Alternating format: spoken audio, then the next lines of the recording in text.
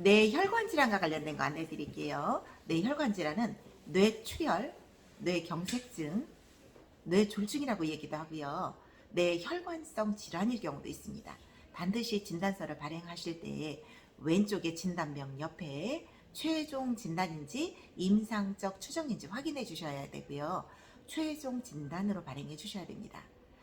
뇌 같은 경우에는 영상 기록수를 좀 달라고 하셔야 돼요. CD로 된 것을 주게 되는데 그것을 보험 청구할 때 같이 청구를 하셔야 됩니다.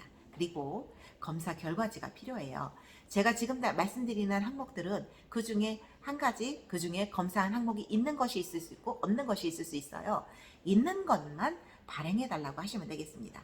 첫째는 CT 검사 결과지, 아니면 MRI 검사 결과지, 아니면 뇌혈관 조영술 검사 결과지, 그리고 펫 검사 결과지, SPECT 검사 결과지. 이 중에서 해당되는 거 한 개만이라도 아니면 검사한 항목이 있다라면 그 검사 결과지를 달라고 하시면 되겠습니다. 없는 건 굳이 검사해서 다시 발급할 필요는 없습니다.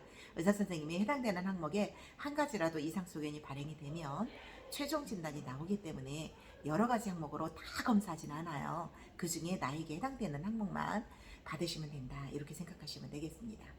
급성 심근경색증 관련해서 안내를 좀 드릴게요. 이게 급성 심근경색증이 있을 수 있고 요즘엔 허혈성 심장 질환이 굉장히 많이 판매되고 있기 때문에 여러분들이 허혈성 심장 질환에 관련된 걸로 생각하셔도 됩니다. 우선 진단서가 있어야 되겠고 진단서의 좌측 진단명 옆쪽에 보면 임상적 추정이 있고 최종 진단이 있어요. 진단서를 발행하신다면 반드시 최종 진단인지 확인하셔서 최종 진단으로 된 진단서가 필요합니다. 그리고 또 여기도 이 사람이 진짜 협심증이거든, 진짜 급성 심근경색증이거든, 진짜 축산경화거든, 이런 내용을 입증할 수 있는 서류가 있어야 되겠죠. 거기에는 심전도 검사 결과지, 아니면 심장 초음파 검사 결과지. 요건 양이 조금 많습니다. 그리고 세 번째는 관상동맥 촬영술 또는 혈액중 심장 효소 검사 결과지, 이런 내용이 있어요. 요 네 가지 중에서 해당되는 항목이 있으면 발행하시면 되겠습니다. 심장과 관련된 거는 비교적 서류가 양이 조금 많아요. 그래서 각종 검사 결과지 이렇게 하게 되잖아요. 서류가 A4 용지로 한 묶음 책 같은 것이 옵니다. 이거는 접수하기도 힘들고 비용도 많이 들어가니까 제가 지금 말씀드린 내용으로 서류를 준비하시면 될 것 같아요. 그 다음에 여러분들에게 후유장애와 관련된 내용 안내를 드릴게요.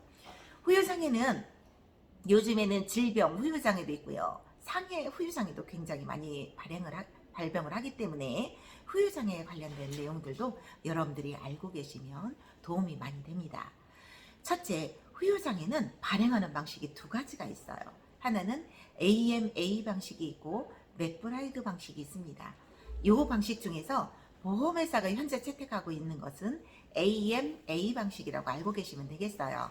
그래서 보험회사 접수를 할 거야 이런 목적이시라면 반드시 후유장애 진단서를 발행하시되 AMA 방식으로 하시면 되겠습니다. 그런데 이 후유장애 진단서는 생각보다 비용이 고가예요. 비싸요. 10만 원이 넘고 15만 원, 가끔 이것도 값이 본인들 병원에서 정하는 거기 때문에 25만 원까지 받는 곳들도 많이 있습니다. 그래서 서류는 내 후유장애가 과연 거기에 해당될 것인가 확인한 다음에 발행을 해주셔야 되고, 여기서 포인트 하나, 후유장애 진단서를 발행하시되 의사선생님에게 이것이 한시적 후유장애인가요? 영구적 후유장애인가를 한번 물어보세요. 영구적 후유장애면 오케이 받으셔도 됩니다 말씀을 드리고, 한시적 후유장애입니다 라고 생각을 하시면 이 한시적 후유장애는 1년짜리인가요? 3년짜리인가요? 5년짜리인가요? 이게 굉장히 중요하거든요. 1년짜리 혹은 3년짜리 후유장애 진단 사람은 받지 마세요. 괜히 돈만 들어가요. 이렇게 말씀을 드릴 수 있겠고, 5년 이상 한시적 후유장애라고 하면 원래 후유장애금 나가는 것의 일부분이 지급이 되니까 5년 이상의 후유장애다 그러면 후유장애 진단서를 받으셔도 되겠습니다.